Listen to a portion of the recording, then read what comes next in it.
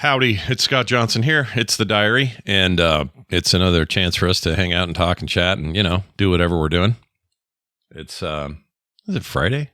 Yeah, Friday, the 6th of September, in the year of our Lord, 2024. It's a weird thing to say, isn't it? It's got a Warhammer 40K thing going with it. I've always thought, You hear somebody say that and you go, all right, Ezekiel, calm down. It's just the year. You don't have to, it's not like, you get some deity standing by just waiting for you to screw that up, strike you down for not referring to it as his year or her year. I don't want to discriminate. So anyways, it's time and we're here. We're talking. I got a call I want to play, and it's about a previous episode where we talked about the possibility that I had an undiagnosed case of ADHD. And there was a lot of feedback back and forth about that and various formats, but we never did play this call. So let's play it and then we'll talk about it. Hey, Scott. This is James the trucker. I'm calling about your undiagnosed ADD you were talking about on the diary. I'm diagnosed. I was diagnosed in 4th grade and in 2018.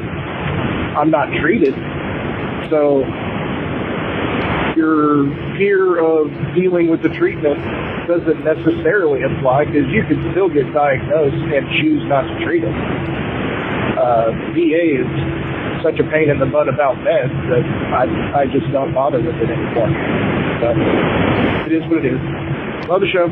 Bye. All right. So that's an interesting part of this, right? You never hear about, you don't hear people talk about this. If you get a proper, or I guess an official medical professional diagnosis and you choose not to medicate it, well, I suppose it depends on severity, right?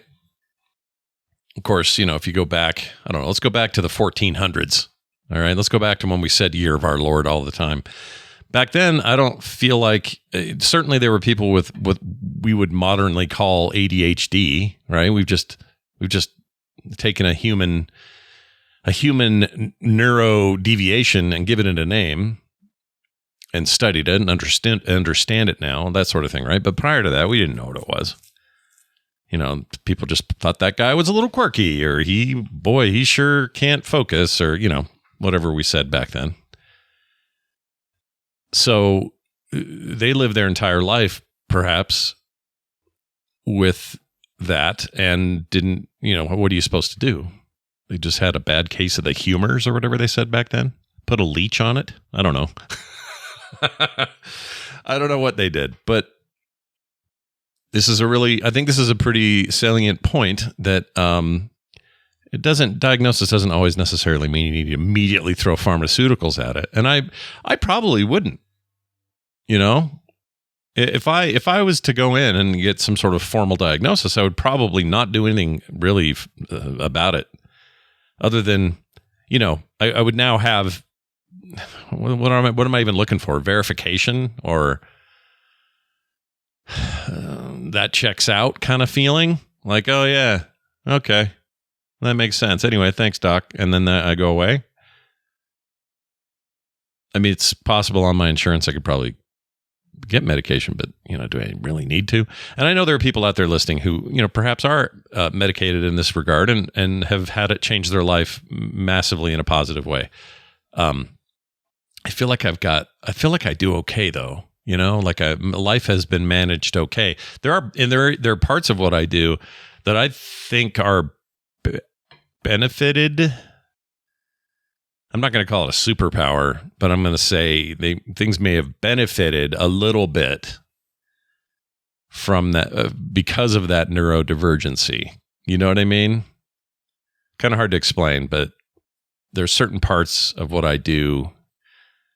I'll give you an example. If I want to do a thing, let's say, I'll give you a real example, a recent example. When I got it under my skin that I wanted to reboot the instance and call it Instance 2.0, start fresh, new co-host, new focus on the game, just kind of taking it back to basics, no live stream, all these things. My ideas formed there because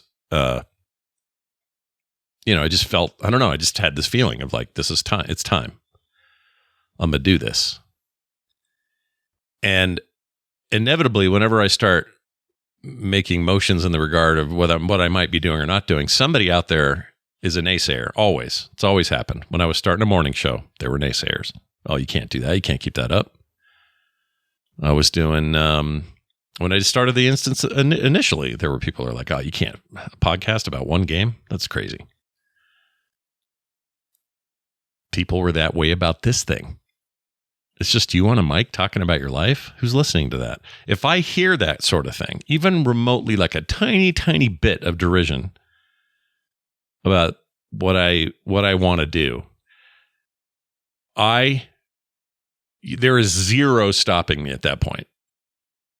This is something I've noticed since I was a kid. If you said I can't do a thing, there's plenty of things I don't want to do, right? And there's almost nothing you can do to say to make me want to do the thing you're trying to get me to do. Like I live in some of the best possible snowboarding and skiing areas in the world here. I don't know if you know this, but Utah and some, Colorado's up there too. But we have got some of the best skiing on the planet, and that's not me just saying that. That is like, talk to people who know. And I don't like it. I don't like skiing at all. I've did it, I don't know, maybe 6, 7, maybe 8 times, all while I was younger. I think first time maybe I was 10, and the last time I was probably 19 or something, or 18.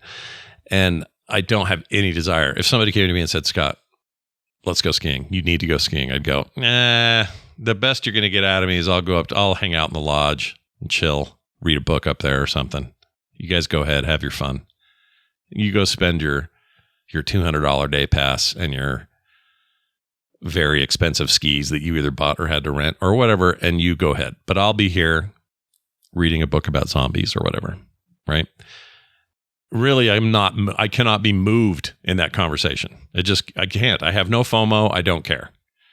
However, if I was the one saying, oh, I have to ski this weekend, I don't know why, I just got to go. I got to ski. Now, at that point, when I say that, there is probably some percentage chance I won't go skiing, is either equal to or even more than that I will go skiing. But the minute somebody says, you can't go skiing, or you can't ski, or you shouldn't ski, anything in that range, that's it. We're skiing. We're going. Nothing will stop me from going. And I'm not even saying this is a specific through line with ADHD or any other diagnosis. It's just a thing that's always been in me. So it doesn't matter what it is. If you tell me I can't do it, I am going to freaking do it. I just am. So what I'm saying is, would that be different if I was medicated? Maybe. I don't know. See, I'm making a lot of this up because I really don't know how that diagnosis works or what all. I haven't taken the time to go look and see, like what are all the divergent behaviors that come out of something like this. So I've always been a big proponent of, if you don't need a pill for it, don't do it unless it's absolutely necessary, right? So if you've got some congenital heart disease that requires you to take, blood pressure pills your whole life, that's different. That's modern medicine solving a problem. It's very practical. Makes perfect sense to me. But if you're just like, well, you'll be a little more focused and you'll be a little less, all over the place and this sort of thing. I don't think that's worth it. So I'm in no rush to do any of this. You know what I mean? But it is kind of funny that if I had said, I'm going to go get diagnosed, and then the minute somebody says, you don't need to, I would go do it. Isn't that weird? Or maybe it isn't weird. Maybe this is everybody. I just assume it's me because I see a lot of other people not doing that. I see people getting discouraged if somebody says, don't do a thing. I mean, I even remember this gets very personal now that I think about it. There was a time where some of my best friends, these were old high school friends, were absolutely certain that I shouldn't marry my wife. She came from Mississippi. They were sure that meant she'd get homesick, that she would be, within a couple of months, be begging to move back, that she'd get, all this. And it's not that I was even on the verge of saying anything like that myself, but it was enough for me to double down so hard. I was like, oh, you think so, do you? Well, watch this. And here we are 32 years later, happy as pigs and poo. We're happy. We still like each other. We still date. We still hang out all the time. We still, we're still the thing we were then. And I'm not saying if they'd hadn't said anything, it would be any different. It may not have been, but boy, howdy, was I like not. I already knew that the path I was on, and I knew where I wanted to go.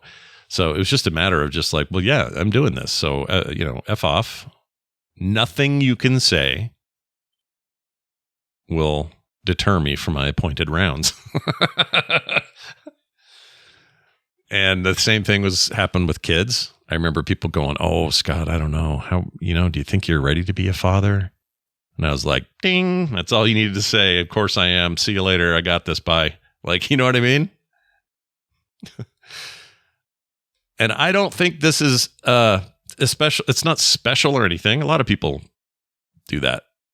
But I think there's a couple of times in my life where it's bit me in the butt, where maybe a thing I should do, I shouldn't actually want to do, or it wasn't in my best interest to do it. But because somebody came up and said, you shouldn't do that. You don't need that. Or you can't pull that one off. I just went, oh yeah, here goes. And then, to what end? I don't know. So I'm not saying it's always worked for me, because surely there are examples where it hasn't. I can't think of too many, to be honest, but this also goes for when I want to end something. So from a professional standpoint, when we ended the instance, it was 100% time to end it. And there was nothing anyone could say. And there were people who said, oh, you can't do that. I'm like, yeah, I can. So I just did it. And it was the right reasons, all the right reasons at the time to do it. And it didn't matter. Nothing would deter me any more than anything deterring me on this relaunch. And what do we got here? 2 years of 2 years between the cancellation and the relaunch. That was enough time for me to get my head where I needed it to be, for a lot of other things to align. And it's just that's the way it is. So anyway, I didn't mean to go down that road so much, except to say to James here, like in his case, he's known since he was 3 and he's managed somehow. I think that's great. Also, long haul trucking, y'all are a magical mystery to me in this regard, because you have a job where you have to stay at least somewhat focused. I know there's, I don't know how much automation there is in trucking. Actually, you have to tell me. I don't really know. There's no real autopilot or anything. I know you can do like it's the old school autopilot where it's like the gas will stay where you tell it, like any old car does. So you're not always, your foot's not constantly up and down, up and down. But I don't know anything else about that. I mean, is there any kind of mode these days where you're all decked out in there and can just go take a nap while the open road is just managed by your computer driver? I doubt it. I know we're heading towards some of that, but or at least I think we are. But anyway, I'd be really curious about that, because that means you have not only you are defying your diagnosis in a way, because that's just like ultra focus. Stay on the road, watch for others, big giant thing you got to turn on, big trailer behind you that's always in the way. How am I going to make this tight little turn? I got to park it in this weird place. I got to drive 10 hours. I got to know where all the stops are. This, that. I mean, that seems like something that would be hard for anyone with a severe ADHD diagnosis, and maybe yours isn't severe, but I'm curious about that. Well, anyway, these are the things that I think about sometimes when you guys send in your awesome questions. So keep those coming. That came to that voicemail was 801-471-0462. If you listen to my other shows, you're sick of this number, but it doesn't matter because that's the number. 801-471-0462. Leave a voicemail or a text if you have a thought or question or a response to any of what I've just said on this episode of the diary, and we'll keep reading those here and there and playing them and stuff. And what else is going on? If you haven't checked out the new reboot of The Instance, you should. It's monthly right now, although we're putting up some supplementary YouTube content throughout the month and other audio as it fits. So we're trying to keep it more going on than just the one episode per month. And who knows, one day if things align right, we may do more often, maybe twice a month or something. Right now it feels like the right cadence, especially as we enter into the long tail of this new expansion. And if you have any interest in World of Warcraft at all, I think you'll really enjoy it. So come join me and Bobby every month over at frogpants.com/instance. That'll do it for the diary. You can find that at frogpants.com/diary and anywhere you get your podcasts. And all those contact links I mentioned are there as well. Thanks for listening. We'll see you next time.